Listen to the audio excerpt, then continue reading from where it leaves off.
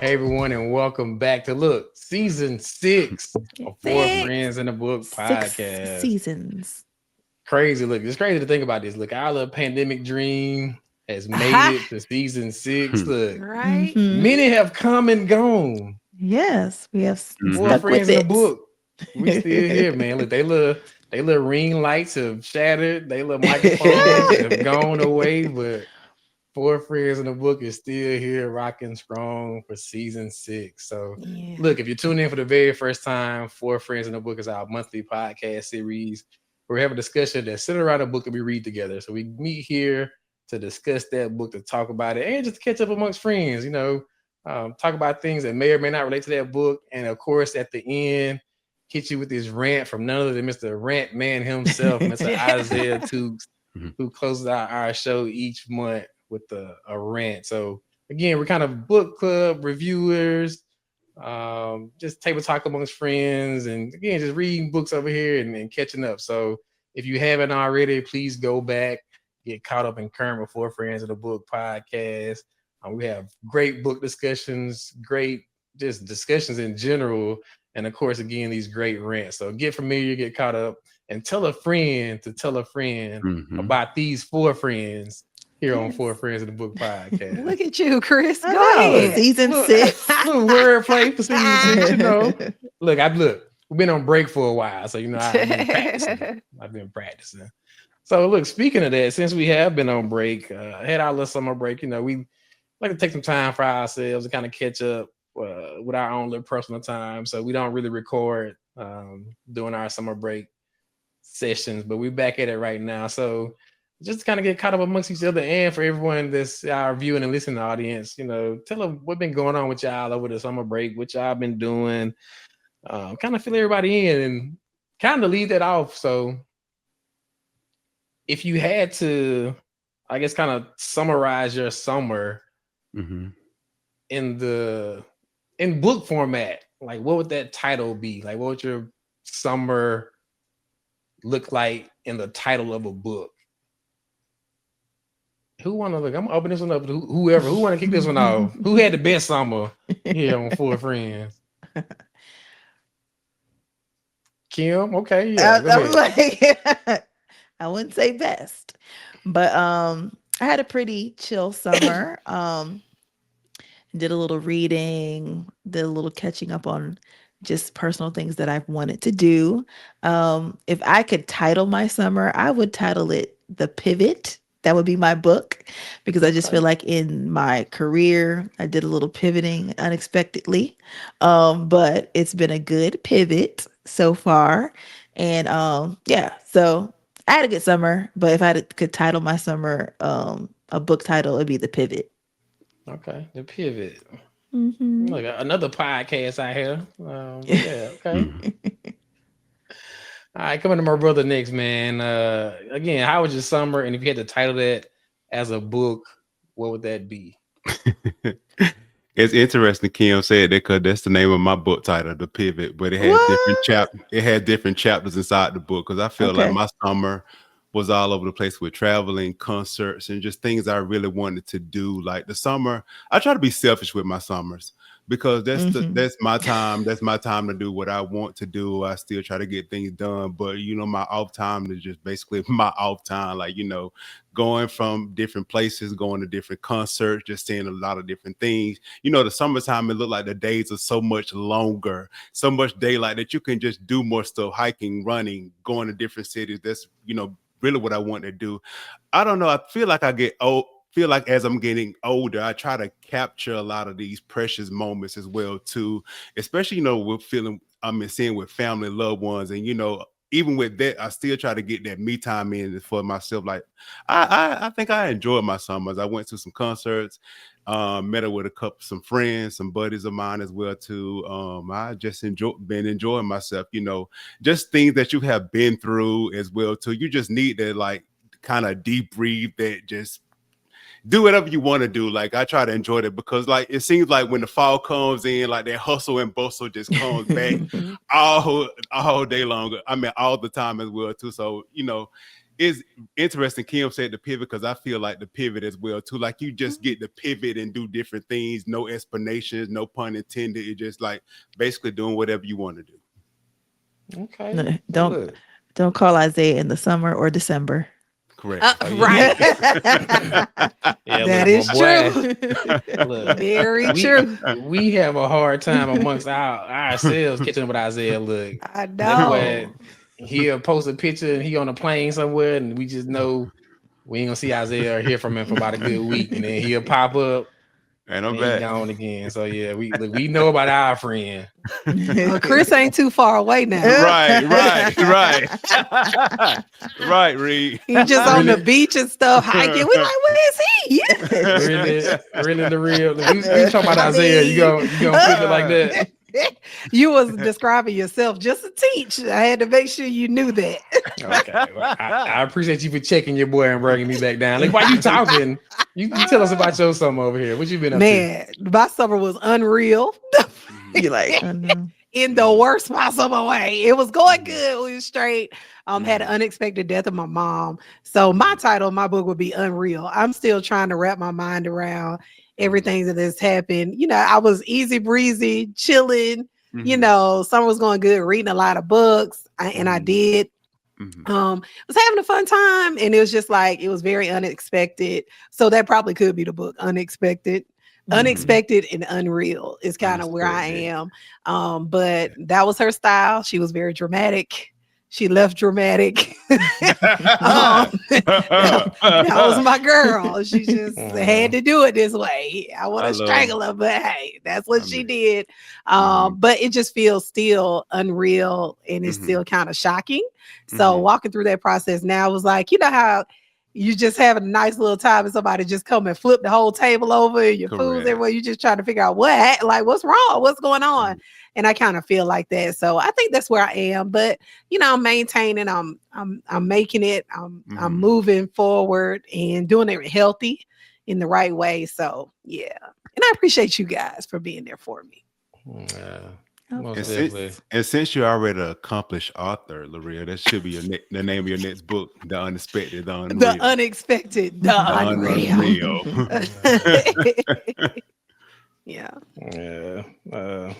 definitely. Even I guess us hearing that news was definitely unexpected. So still continued thoughts and prayers with you and your family. Yeah, our girl Gloria Harlan Reed. Isaiah has featured her on one of his rants. We've talked about her, just a staple within this community, amongst us here, the four friends. So definitely missed, but we know she's gone on to glory and she's doing her thing. So she probably she tuned in with us. She's still here with us. right. All right. Yeah. So Lorea kind of spilled the beans on your boy a little bit. So I look like Isaiah. I ain't quite as bad as him. Like I tell people, Isaiah don't answer the phone. He don't do nothing. He just check out. But yeah, so I definitely did some traveling this summer. Yeah, if I had to title my book, man, it would really be. If I had to title my summer as a book, it would be On the Road Again. Your boy was. I like that. Yeah, I was rolling, man. I was in the car driving, spending time with my family, visiting, doing some travels, working, pleasure. Got to spend some time at the beach. I missed out on the beach last year, so I feel like I made up for it this year or this summer. Just kind of look, man, just really just laying out, being lazy, enjoying the scenery, the breeze, the ocean. So yeah, I think my book would be On the Road Again. Your boy was burned up a little bit, so I did a little bit. Not too much, but I enjoyed my summer. I did do a little reading as well, so it was a good summer. I enjoyed our break. I enjoyed kind of just, I guess, this moment of kind of resetting, getting back into, I guess, the day-to-day of everything else. The days are getting a little shorter now. The weather's changing. I actually love the fall, so I'm actually looking forward to the fall season. But yeah. All right. So look, we're gonna switch it up a little bit this year because normally, we kind of just pick books and kind of roll with it or whatever. But we gonna season 6, we gotta switch it up a little bit. So we gonna try something a little different for this season. And we actually want our listening and viewing audience kind of to partake as well. So we gonna pick some books here amongst ourselves, but we want to hear from you guys. So look, drop some books in the comment section, in the chat, whatever it is. But we want to get some recommendations from you. So we gonna this season, each of the 4 friends get to pick a book. And we're not gonna debate it. Whatever book you pick amongst the 4 friends here, that's what we're sticking with. We're not gonna debate it. Normally, it's more of a collective kind of decision process, but season 6, man, we're gonna switch it up a little bit. So I'm gonna come to my brother Isaiah to kick this off, man. Season 6, we're gonna put your book on the list. We ain't gonna debate it. We might talk about you right here, but we ain't gonna debate it. We still gonna read it. So, what is your book for season 6 of 4 Friends in the Book podcast? And tell us about that book and why you chose it and why we should read it. Before I get to name my book, I think my top 5 books change as I read different things. And this wasn't even on my purview. I just basically saw it when I was just going through Amazon. I think the name of the book is called Big Sean. He actually released a new book this year called The 5 Practices. I think it's Purpose, Success, and Inner Peace, I think. And what I like about this book, you see him as this big grand artist, but I like most about this book. He talks about his stardom, like the anxiety, the depression that he deals with. People don't really talk about those dark days that actually helps you get over. And I think I like the way that he shares a lot about, not being alone, and it basically reminds you that, you're what's the bigger reason for your life as well too. Sometimes if you feel that you can't live for you, sometimes you got to live for the people that are around you, that for your family. I don't think it was more of a memoir, but it was more of a self-help memoir of how he got over the depression. I really didn't follow his story a lot. I like his artistry, but he's actually a good writer. And another thing that really stuck out for this book, it is that each chapter he gave you practical advice and little inserts about how to get over, and this is what he's reading, and little self-help tips to go through. And it's just a really good book. Some journaling prompts I think he gave, some affirmations, some reflections. He meditates a lot, and I didn't realize that when I was looking back at a lot of the old clips I used to watch of him. He used to keep these copper things in his different rooms, and the copper, I think when I read about it, it's for good energy, that it brings good vibes into your home. So I need to start putting some of that copper in my house as well too. And I just feel like this is just a really good book. This is one of the books I think when you read it once, it'll stick with you for a while. It's fresh on my memory. I don't want to give it too far away if we are going to read it this season, but it's a really good self-help book. It's not one of those corny, you can get over it and just drink coffee and do La La Land. But no, he give you good tips of how to get over anxiety and depression, good practical things. So I really enjoyed it. I took away from the book. It's a really short read. And so a lot of the things that he talked about, I wrote them down. And I think one of the things, I'm not going to give it away now, but I actually wrote it out, and it's on my desk at work, and I look at it every morning, I recite it, and I think, okay, I can get through this because of this saying right here. Okay, that's good. Okay. So Big Sean, the name of the book was what? The Go Higher, Practices on Purpose, Success, and Inner Peace. Okay. All right. So it's on the list. We got Big Sean added to the list. So look, again, we ain't gonna dispute it over here. We rolling with whatever's presented. And so all right. It would have been heavy if we didn't read that last season. I had to fight for heavy. Goodness. Yeah. And it was heavy. I feel heavy. Get me out of here. Yeah. I am a little glad you went a little lighter, because you sometimes you do be heavy. Yeah. All right. So coming to Lorea next. Book recommendation. What is it? Why you want us to read it? Tell us a little bit about it. Not too much, but look, we added to the list, so give us some background. So this is one of my favorite books, and I love biographies and documentaries, those types of things. And the name of the book that I think that we should read is The Mother of Black Hollywood by Jenifer Lewis. Okay. It is an absolute fabulous book. It's It'll have you crying. You will be dying laughing. Mhm. Her life is so interesting. And you see Jennifer Lewis as the mother in all of these different movies, and she talks about Mhm. her her career and how she started in dance and singing, Mhm. because she has a career on Broadway before she did with, you know, sitcoms and all those things. And so her life is filled with so many twists and turns, and she's so animated. So if you look at it on Audible, well, listen to it on Audible, it's Mhm. extremely funny. I Okay. mean, just she is so extra and dramatic and hilarious. It's just so good. And when she talks about certain things that have happened to her that were Okay. traumatic, you literally feel like you're listening to your auntie talk about something that happened, you know, or Okay. Yeah. your mama. And she gives like that motherly aunt, nurturing, but yet you know how you have a crazy auntie. She's like that crazy aunt Oh that's yeah. just She so definitely. funny. That'll Yes. just make you laugh so much. So that's the book that I believe would be excellent for us to read. I love it. I've read it once and I've listened to it on Audible.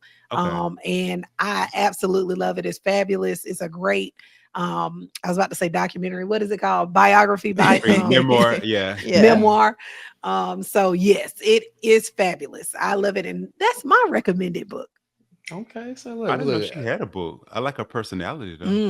Oh yeah, It's she a good. trip. Yeah, she Yeah. She's a a trip. real trip. I can only imagine what she's talking about, and even her Yes. life. Like y'all know, we love a good memoir here on Four Friends of the Book, so that'll definitely be a great addition. So, Lorea, thanks for that. So I'll go next. Look, you know your boy love history, and we hadn't done a fiction book in a while. So I think Mhm. my recommendation is going to be a historical fiction. It's going to be the Book of Harlan by Bernice McFadden. Great book, great story. We follow in the life and times of young Harlan.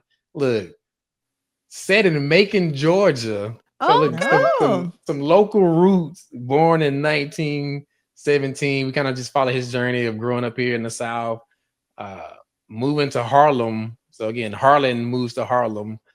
He becomes a musician, Mhm. gets into that whole Harlem Renaissance. So just how that time period, that era, um, goes overseas and starts playing music overseas and kind of gets that experience of now like being a black man in a different country and also kind of experiencing some of the things that he can't really experience here in the United States or whatever. And just has a crazy turn of events, but great book.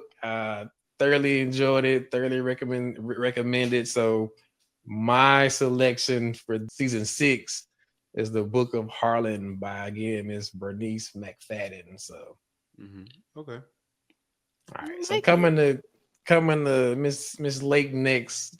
What's your recommendation to the list of season 6 of Four Friends in a Book podcast? So I took my recommendation off of books I would like to read. So I haven't read these, and I was torn between two. So I'm the fiction girl, so of course it's a fiction book, and I was torn between two books. And one, when you read the summary, is it's giving the parable of the sower tease. So I thought Okay. about Isaiah and Lorea. So I said, you know what? I'm Look, you gonna know I have like that book, so a, I'm I'm like gonna you have a fine. little mercy. I'm gonna have a little mercy. So I'm going Please, to pivot. Please. please, Lord, Please. I'm, Thank you. please. I'm gonna pivot. But the book I picked is called Allegedly. It's a thriller. Mm. It's by Tiffany D. Jackson, and it's Okay. about a 15-year-old girl. She's with her mom. They're babysitting a white baby. That's what in the summary. The baby dies. Mary is a suspect. She ends up getting the public thinks she's guilty. She doesn't really tell the cops what happened. She goes to jail, comes out of jail older. She's trying to start her life over. You know, she becomes pregnant, and the state is trying to come after her baby now because of what happened in the past. And now she's basically trying to um tell the truth or bring to light the truth of what happened. So you really don't know what happened. And when I was Okay. reading the reviews, it's very like polarizing. So I love those type of books for us to read. So we could all have, you know, polarizing views. And people are talking about the ending, how they're like wanted to throw the book across the room. So I can see Isaiah being like that as well. Probably. So they're like, I'm gonna throw the book across the room. It was crazy. So I just wanted to read it. So I think it would be fun for us to Mhm. read and our reactions to it. So that's my Okay. book, Allegedly by Okay. Tiffany D. Jackson. Okay. Okay. I'll check it out. Allegedly. Allegedly. Mm. So, all right, guys, look, y'all heard it here first. So, these books will be on our reading list for this season. So, look, you can start reading them now if you want to. You can go ahead and pick up your copies or go download them on Audible, but they will be on our reading list for season 6 of Four Friends in a Book. And again, we got a few more books to select. So, we want to hear from you guys. So, if y'all have any recommendations of books you think we should read here, hit us up, drop those books in the comments, like send us an email, send us a DM, whatever it is. But we want to hear from you guys. So let us know about some books that we should read so we can add to our reading list for season 6 of Four Friends in a Book podcast. Season 6. Yeah. All right, so let's switch gears a little bit. You know, we're not only books over here on Four Friends in the Book. We like to catch up and just talk about things that may be going on, things that may relate to stuff we're reading, kind of just current events, you know, within the world, within the state, country, whatever it may be. One of the big things right now that's really kind of becoming, I guess, kind of more prevalent and even kind of more interwoven into our day-to-day lives is like artificial intelligence or AI. I mean, it was kind of a concept a few years ago that kind of just seemed weird to be able to have a conversation with a machine and also be interactive. But now, I mean, it's going to the point where it's being interwoven into like our day-to-day lives. I mean, you got you know, stuff on your phone. You got Gemini on your phone. You got Siri. You got Grok. You got all these different AI tools that are at your disposal. Even in the workplace, I mean, you're seeing them now where jobs are using them more frequently. Like the college kids today using to write all their papers and get over. Right. Look, we ain't have no AI when I was in college, but really want to get you guys' thoughts and opinions about AI. Do you think it's beneficial? Are you kind of resistant to it? Just kind of want to get your thoughts and opinions about AI as it is a growing trend that's kind of becoming more and more prevalent in our day-to-day lives. And so kind of want to get you guys' thoughts and opinions about that. And so I'm gonna come to my sis Lorea on this one. What you know about AI, girl? What you know about it? I know that Chat GPT is like the BFF for everything. I do enjoy that part of it, the information, but my information is like not to put nobody out of a job. It's just like really, you know, being able to, how should I say it? Like find out different things and having plans. Like you could put in what's a health goal that I should have at the age of 44 in this area for this. And it just comes up with all this stuff. And it's like, oh my God, this is amazing. Or how should I set my goals? How should I do my business? How can I? And I think those things are beneficial. But just as you have all this good, you always have the opposite. So I don't like that they're putting people out of jobs. I don't like the other part of it, but it has helped me. But you know, I don't like the other side of things. But I do enjoy knowing. You know, I love the information. So yeah, that's good. I think for me, it's kind of a weird situation. You know, like I'm the supposed techie guy of the group or whatever, but I've been very resistant to all this AI stuff, man. I think again, due to like the generation I grew up in, where we were kind of on the leading edge of computers, but also we didn't have the technology, and so we kind of got both sides of it. Right. I'm not at the point where I feel like I need to run all of my correspondence through Chat GPT to verify if I'm saying it correctly. I mean, again, I grew up in an era where you had a thesaurus and a dictionary, like you just kind of use those things. I definitely see the benefit of it. I still haven't fully like been immersed into that environment yet. Like I said, I know even in my workplace, people use it very frequently. My fear and concern is that there's going to be a strong dependency of these tools where we can't really like do or even comprehend for ourselves. Correct. That's true. I think right now it's like we're in the early stages where everything is free. Like, so they're giving you Chat GPT for free. You can have Siri, you can have Gemini, you can have whatever these AI tools are. And I think that's to kind of get everyone more engaged into those environments. I feel like at some point they're gonna flip the switch. I mean, it's kind of happening now because there are tiers to service where you can pay for certain things to get like more access, or you can, train your AI model with more information if you have the paid version versus the free version. So, but I am kind of concerned that may be the future where it's like humanity is so dependent on these AI models and having this interaction with AI that we can't even like have human interaction anymore. And so that's kind of my concern and fear with how things are going. Look, I may not live to see that day. I don't know, but I feel like we live in a time where like all the stuff we saw in the movies are like really coming to life now. And it's weird for me, but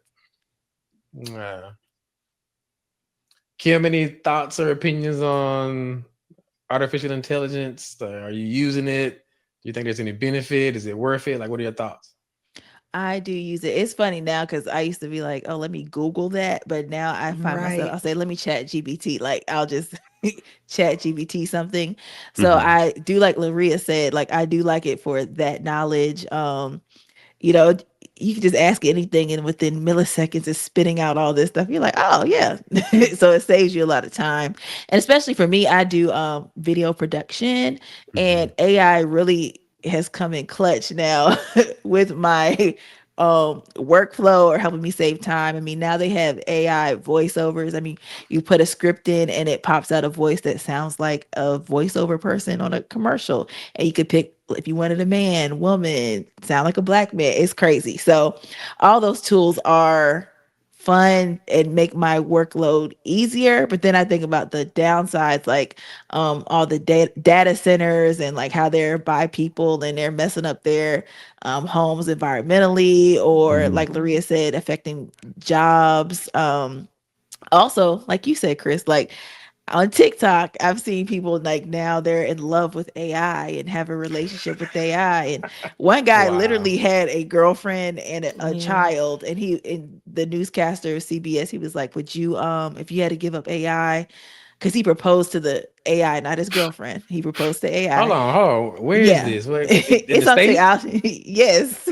I've seen it. And now he was like, they're like, if you had to give up AI, would you, like, if your girlfriend said that's enough? And he was like, ooh, like that. So I can see that becoming, like you said, a danger with people with the human interaction, because AI is really self-affirming. So it's gonna like not give you any kickback in a relationship. So it's just gonna be agreeable and complimentary and all that stuff. So I can see that being a problem a lot because we're isolated as just in our environments anyway. So like Lorea said, there's always pluses and minuses with any advance in society. So I think if you use AI, try to use it responsibly and just hope for the best. But I do think in a couple of years, we'll probably be shocked about what it can do. So. Right. Yeah. Nah, that's a lot. I mean, even now you're like hearing like lawsuits against like some of the AI because, like you said, it is affirming or is giving information. I think there's been like a recent lawsuit where this teenager committed suicide and like AI was telling him like methods or whatever. So That's sad. yeah. And also this one I say. Also, with telling your personal information to AI, that I think that's going to be something, because I know they subpoenaed somebody's AI to try to find out. So I did ask my chat GPT. I said, have I said anything personal to you? But it's like, no, I just know you have a business. I said, okay, that's good. So if you use AI, try to keep your personal information off of it. So I don't know. I think chat be lying too. I don't know. We gotta watch this. I hope so. I hope it's I not. think the computer's trying to save themselves. They ain't gonna drop the dime on themselves.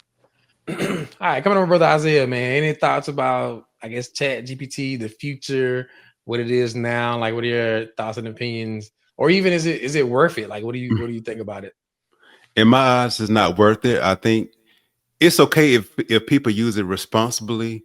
I'm from the era with you, Chris. I come from the dictionary and thesauruses and engaging in conversation and putting myself forward of and that's how I try to comprehend with people as well too. I hate when somebody had jokingly said like, "Did you write the email with AI?" No, I went to school.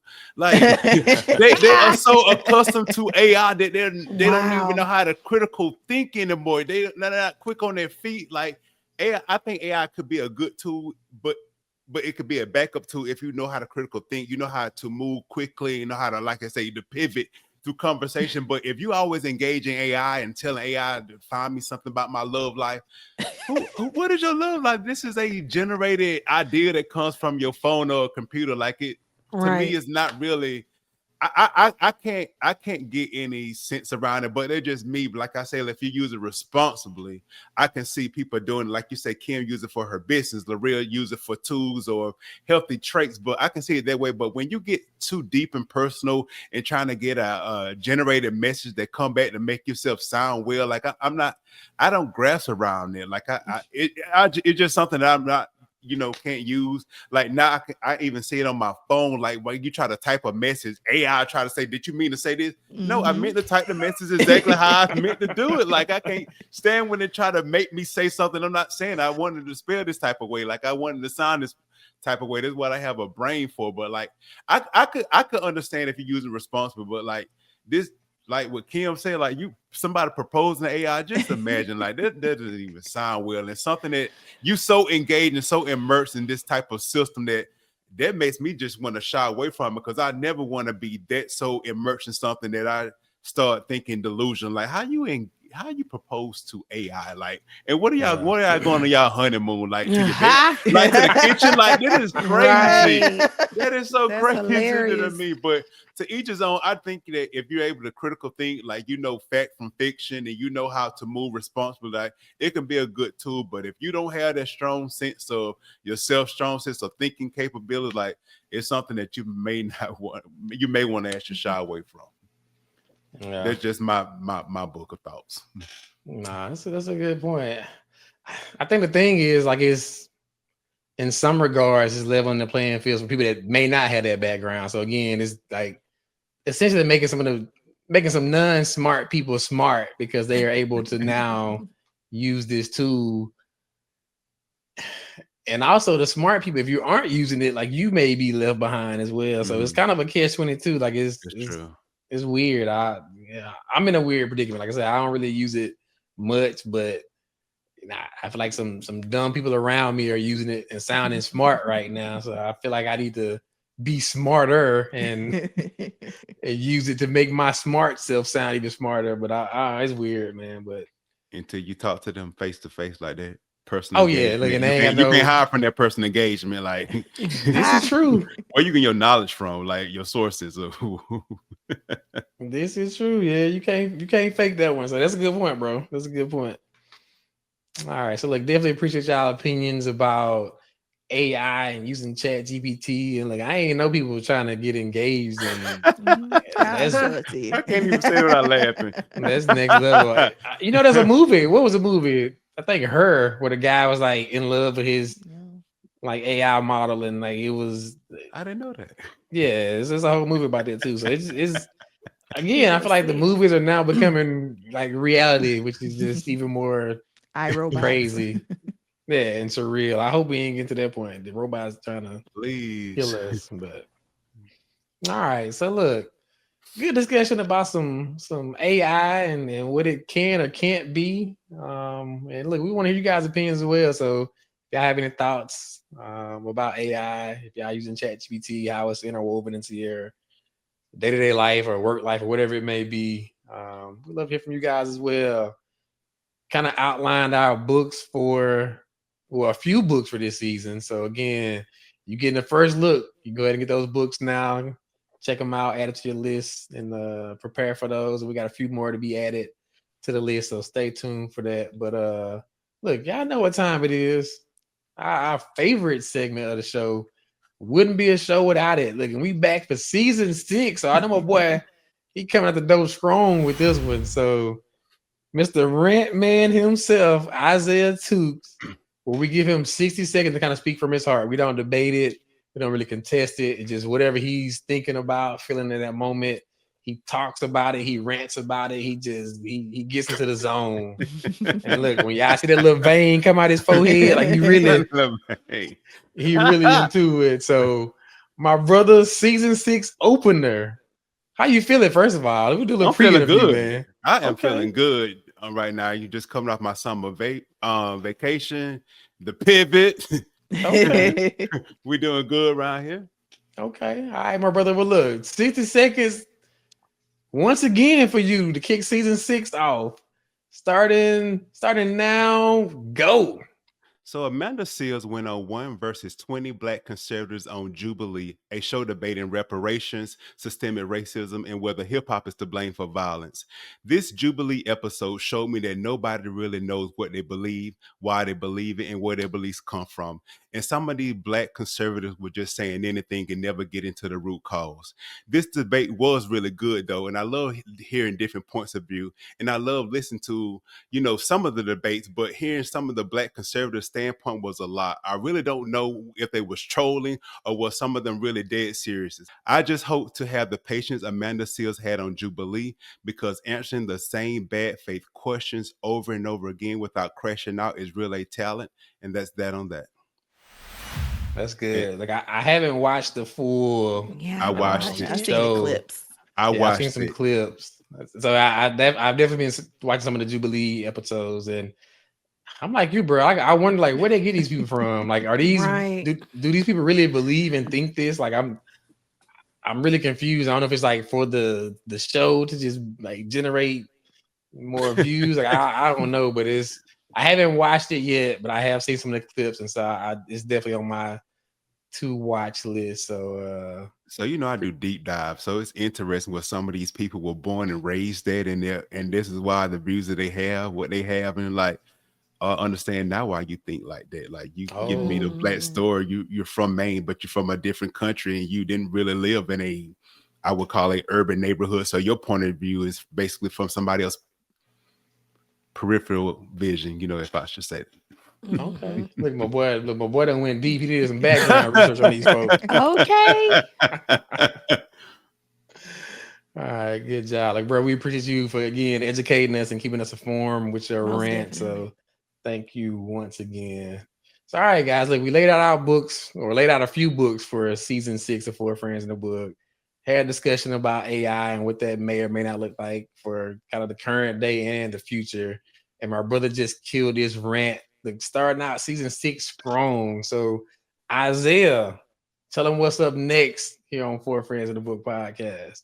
First, God, thank you for tuning in to our season 6 episode. Before we let you go, our next book and our next episode going to be none other than by Miss Tina Knowles, Matriarch, and you don't want to miss it. This is a heavy hitter. I can't wait. You can check us out every third Thursday right here where you're watching us. But I'll let Kim tell you about all that. But every third Thursday at 7:00 p.m. Eastern Standard Time.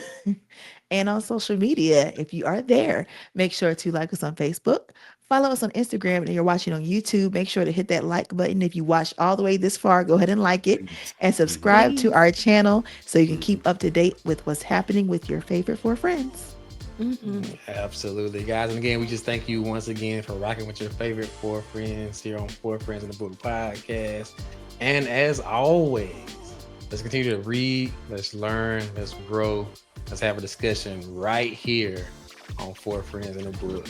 Until next time, thank you. Thank you, guys.